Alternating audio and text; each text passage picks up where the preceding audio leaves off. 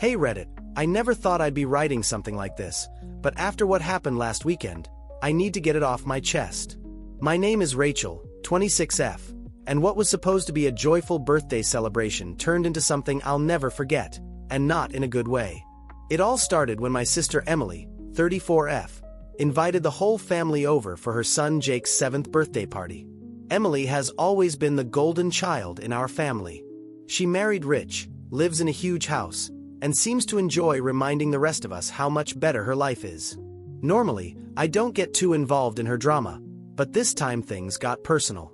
I have a son, Ethan, 6M, who unfortunately has a weak immune system due to a chronic condition. He catches colds easily, so I'm always extra cautious with him, especially in the winter months. When Emily invited us, I made it very clear that we'd love to come, but Ethan would need a warm place to sit and rest if he started feeling unwell.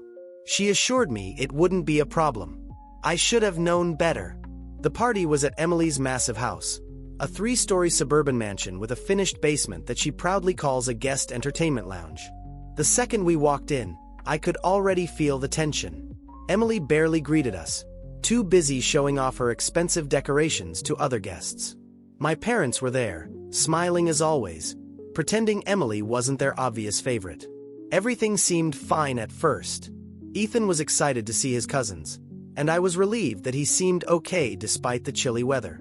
But about an hour in, he tugged on my sleeve and whispered, "Mom, I feel cold." That's when things started going downhill. I found Emily near the kitchen and quietly asked if there was a warm room where Ethan could sit for a bit. She rolled her eyes and said, "Just put him in the basement, there's a couch down there." I hesitated. "Is it warm enough? He gets sick easily." She sighed dramatically. "Rachel, it's not like I'm putting him outside in the snow. The heater's on, he'll be fine." I should have listened to my gut, but with the chaos of the party, I didn't want to argue. I figured I'd check on him in a few minutes anyway. I let Ethan downstairs, and the second we stepped inside, I knew it was too cold. The so-called heater must have been barely running because the air felt damp, and I could see him shivering already. "I don't like it here, Mom," he said, pulling his little jacket tighter. I turned to go back upstairs to tell Emily this wasn't going to work, but when I tried the door, it wouldn't open. At first, I thought it was stuck. I jiggled the knob, knocked, even called out, but nothing. Then I heard laughter from upstairs. I knocked harder. "Hello, can someone open this?" Silence. I pulled out my phone. No signal. Of course. I don't know if it was bad luck or intentional, but I couldn't call or text anyone. Ethan looked up at me, his little face pale, and I could see the fear creeping in. "Mommy, it's okay, baby," I said, forcing a smile. "We're just going to wait a second." But as the minutes passed, I started to panic. I banged on the door again. Nothing. Either no one heard me over the party, or someone didn't want to hear me. I don't know how long we were stuck down there. Maybe 20 to 30 minutes. Long enough for Ethan to start coughing, his breath visible in the cold air. I wrapped him in my coat and held him close, trying to keep him warm. Then I heard footsteps. Finally. "Emily?" I called out. "Open the door." It wasn't Emily. It was her husband, Mark. I heard the door unlock, and when it opened, he looked at me like I was an inconvenience. "What are you doing down here?" he asked, completely unfazed. "What am I, Mark? We've been locked in here. Ethan is freezing." He sighed, looking bored. "Emily told me to keep the kids upstairs. You know how she is about keeping the party organized, so you locked us in?" "I didn't know you were down here," he muttered, avoiding eye contact. Then he stepped aside like this wasn't a big deal. I didn't have time to argue. I scooped Ethan up and rushed upstairs. The second we hit the warmth of the main floor, my son burst into another coughing fit, his tiny body shaking in my arms. That's when my dad spotted us, and all hell broke loose. The moment my dad saw Ethan shivering and coughing, his entire expression changed. My dad is a quiet, reserved man, but when he gets mad, everyone listens. "What the hell happened?" he demanded.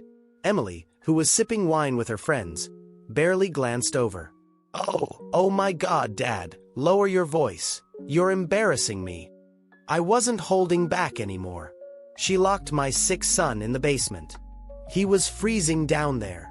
A few guests turned to stare. Emily's face turned red, not from guilt, but from being called out. She scoffed. "Oh, for God's sake, Rachel, stop being dramatic. It was not that cold." My dad turned to Mark. "Is this true?" Mark hesitated. "Well, I mean, the door was locked, but that was all." My dad needed no further explanation. "Emily," he said in a voice I hadn't heard since I was a kid, "you're done." Her eyes widened. "What does that mean?" He turned to me. "Take Ethan home. I'll deal with this." I didn't wait. I grabbed my coat, bundled Ethan up, and stormed out. As I was leaving, I heard Emily yelling, "Dad, you can't be serious." I had no idea what he was planning, but one thing was clear. Emily had finally gone too far, and for once she wasn't getting away with it. I drove home with my hands gripping the steering wheel so tight my knuckles turned white. Ethan was bundled up in his car seat, wrapped in an extra blanket I kept in the back. He had finally stopped coughing, but his little face was still pale, and every few minutes he sniffled. My heart broke every time I glanced in the rearview mirror. "Mom," he said in a small voice. I swallowed hard, trying to push down the anger still boiling in my chest. "Yeah, baby. I don't want to go to Aunt Emily's house anymore." I let out a breath. "I hadn't realized I was holding you." "You don't have to, sweetheart." The rest of the ride was quiet aside from Ethan's occasional coughs. When we got home, I gave him warm tea, tucked him into bed, and sat beside him until his breathing evened out. I knew I should try to sleep too, but my mind was racing. My phone vibrated on the nightstand. A message from my dad. "Dad, call me when you can." I stepped out into the hallway and dialed his number. He picked up on the first ring. "Rachel," he said, his voice tight. "How's Ethan?" "He's okay now, tired, but I think he'll be fine." Dad let out a slow breath. "Good, because I just had the worst argument with Emily." That didn't surprise me. "What did she say?" I asked. He scoffed that she tried to play it off, said you were overreacting, that you were trying to make her look bad in front of her friends. Then she had the nerve to say it wasn't her fault if Ethan has weak lungs. I clenched my jaw. Of course she said that. Emily had always been dismissive about Ethan's health, acting like I was just too sensitive. "What did you say?" I asked. I told her she crossed a line. She put her own nephew in danger for the sake of keeping her damn party organized, and when she refused to apologize, I told her I was done. I froze. "What do you mean, done?" Dad's voice was firm. "I'm cutting her out of my will." I blinked. "Dad, that's huge." "I don't care," he said firmly. "I've let her get away with being selfish her entire life. This was the final straw. She needs to learn there are consequences." For a moment, I was speechless. My dad had always been patient with Emily, even when she acted entitled or treated me like a second-class sibling. I never thought he'd go this far. "What about Mom?" I asked. Dad let out a bitter laugh. "She's defending her, of course, saying I'm being too harsh, that Emily didn't mean any harm. But I told her, if Emily wants to keep babying, that's her problem." I'm done. I exhaled slowly. I don't even know what to say. "You don't have to say anything," he said. "I just wanted you to know you're not alone in this. I'm on your side." For the first time that night, I felt something other than anger. I felt relief. "Thanks, Dad. Get some rest, kiddo," he said before hanging up. I stood there for a moment, staring at my phone. My sister had spent her whole life believing she could get away with anything. But this time she went too far, and now she was finally facing consequences. The next morning, I woke up to a storm of messages. "Emily, I can't believe you turned Dad against me. Do you even realize what you've done? Mom, Rachel, call me. Your sister is very upset. Mark, Emily's husband, you need to fix this." Emily is devastated. I rolled my eyes. Oh, so now she cared. Now that she's losing money? I ignored them and focused on Ethan. He was still a little weak, but feeling better by the afternoon. He was sitting on the couch, watching cartoons and munching on crackers. Then, around 2 p.m., there was a knock at my door. I checked the peephole. Emily. I considered not answering, but I knew she'd just keep banging until my neighbors complained. I opened the door just enough to glare at her. "What do you want?" I demanded. She pushed past me like she still had some sort of authority. "Rachel, we need to talk." I folded my arms. "You mean you need to yell at me because Dad finally stopped enabling you?" She turned to face me, her expression livid. "You have no idea what you've done. Dad says he's taking me out of the trust fund. Do you know what that means for me? For my family?" I let out a short laugh. "Oh, you mean your rich husband, the one who locked me and my son in a freezing basement? Yeah, I'm sure you'll be just fine." Emily's face turned red. "That's not the point. Dad has always supported both of us." "No," I corrected. "He's always supported you. He just realized he was rewarding your selfishness." She scoffed. "This is because of your stupid sick kid, isn't it?" Something inside me snapped. "Get out," I said, my voice dangerously low. "Oh, come on, Rachel. You're acting like I put him outside in the snow. He was fine." "He was not fine," I snapped. "He was shivering. He could have gotten worse, and you didn't care. You were more worried about your stupid party than your own nephew." She rolled her eyes. "You're such a drama queen." I clenched my fists. "You know what, Emily? This is exactly why Dad is done with you. You have never cared about anyone but yourself." Emily huffed. "Fine, be like that, but don't come crying to me when Mom takes my side." I smirked. "Oh, you mean Mom, the one who's always cleaned up your messes? Yeah, she'll probably defend you, but Dad, he finally sees you for what you are." Emily's lip curled. "I hate you." I smiled sweetly. "Good. Now, get out of my house." She stormed out, slamming the door behind her. I let out a shaky breath, my hands still trembling from the confrontation. I wasn't sure what would happen next, but one thing was clear. Emily's reign as the golden child was over. 2 days passed, and the fallout from Emily's meltdown was still unfolding. My mom was calling non-stop, leaving voicemails filled with guilt-tripping nonsense about how families should stick together, and Emily didn't mean it. Mark sent another text, more aggressive this time, telling me I had ruined Emily's life and that I should be ashamed. Ashamed for what? Protecting my kid? I ignored them all. My focus was on Ethan, who was slowly recovering.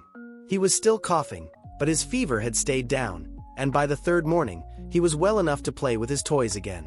That was all that mattered. But then my doorbell rang. I checked the peephole, expecting another unwanted visit from Emily. Instead, it was my dad. I quickly unlocked the door. "Dad," I said as he stepped inside, rubbing a hand over his face like he hadn't slept. "Hey, kiddo, mind if I sit?" I led him to the couch. "What's going on?" he sighed. "Your mother and I had a fight. A bad one." I tensed. He let out a bitter chuckle. "What do you think she's furious about?" "Emily," he said. "I was throwing away my own daughter and breaking up the family." I swallowed my frustration. "And what did you say?" I told her that Emily did that all by herself. He said, "I told her I'm done watching her act like a spoiled brat with no consequences." I exhaled, and Dad shook his head. "She told me if I went through with cutting her out of the will, then maybe we needed a break." I stared at him. "She what?" He nodded. "She packed a bag and said she's going to stay at Emily's for a while." I felt a rush of emotions, anger, disappointment, but mostly exhaustion. Of course, Mom was siding with Emily. She always had. "Dad, I'm sorry," I said quietly. He waved it off. "Don't be. I should have stood up to Emily years ago, though your mother's enabling has made her worse, and I won't be part of it anymore." We sat in silence for a moment. Then he turned to me. "Rachel, I need to ask you something." I hesitated. "What is it?" He sighed. "I'm changing my will. I don't want Emily getting a scent of what I leave behind, but I need to name someone else to handle things. someone responsible. I blinked. You mean you want me to be you? I felt my throat tighten. Dad, are you sure? More sure than I've ever been, he said firmly. Emily doesn't deserve it. She's never cared about anything but herself, and I want to make sure you and Ethan are taken care of. I nodded, trying to keep my emotions in check. Okay.